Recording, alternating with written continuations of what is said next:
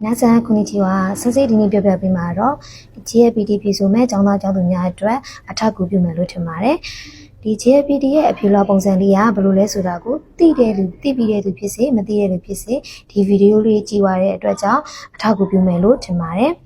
အဲ့တော့ဒီမှာဆိုလို့ရှိရင်စာရွက်မှာအရင်ဆုံးစစ်တော့ဒီလို sample အနေနဲ့ဒီလိုပုံစံလေးတွေ့ပါမယ်။ဒါကဖြေရမယ့်ပုံစံလေးပေါ့နော်။အရင်ဆုံးနာမည်လေးတက်ရမယ်။ပြီးလို့ရှိရင်ခုံနံပါတ်တက်ရမယ်။ပြီးလို့ရှိရင်ကိုယ့်ရဲ့မွေးသက်ကလေးလေးကိုရေးရမယ်။ပြီးလို့ရှိရင်ကိုဖြေလိုက်တဲ့အဖြေလာက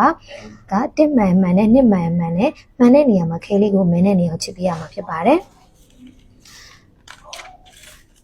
နောက်တစ်ခုကကြတော့ဒါကဘယ်အဖြစ်မှန်တယ်ဘယ်လိုဖြစ်မှားရဲဆိုတာကိုစင်တို့ကဥပမာနဲ့ပြပြပေးတာဖြစ်ပါတယ်အဲ့တော့ကိုရွေးချက်လိုက်တဲ့အဖြစ်လေးမှာကဆိုလို့ရှိရင်တော့စင်တို့ကဒီလိုမျိုးခဲတံလေးကိုမဲနဲ့နေအောင်ချစ်ပေးရပါမယ်ဒီလိုမထင်မရှားနဲ့ချစ်ပေးလို့မရပါဘူး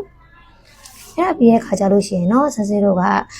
ဖြစ်ရအမေကိုအဖြစ်လွှာဆိုင်ရမှာလုပ်ပေးရမယ့်အရာလေးကစင်တို့ကဒီလိုမျိုးလေး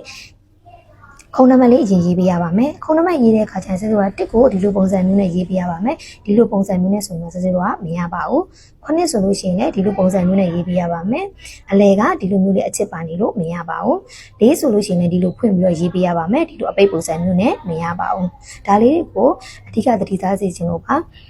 အဲ့ဒါပြီးတဲ့အခါကျလို့ရှိရင်စင်တို့ကခုံနံပါတ်လေးတက်ရပါမယ်ခုံနံပါတ်တက်တဲ့အခါကျလို့ရှိရင်စင်တို့ကကိုယ့်ရဲ့ခုံနံပါတ်လေးက1ဆိုရင်လည်း1 3ညဆိုရင်လည်း3ညသူ့ရဲ့အစဉ်လိုက်တိုင်းမှာကိုကခဲလေးကိုမင်းနဲ့နေအောင်ချဲပေးရမှာဖြစ်ပါတယ်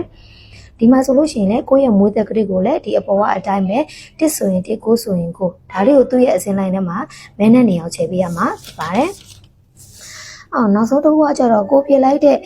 အဖြေလေးကိုကကြတော့ကိုက1ဆိုရင်1ပေါ့နော်2ဆိုရင်2ကိုမှန်နဲ့ရွေးချယ်လိုက်တဲ့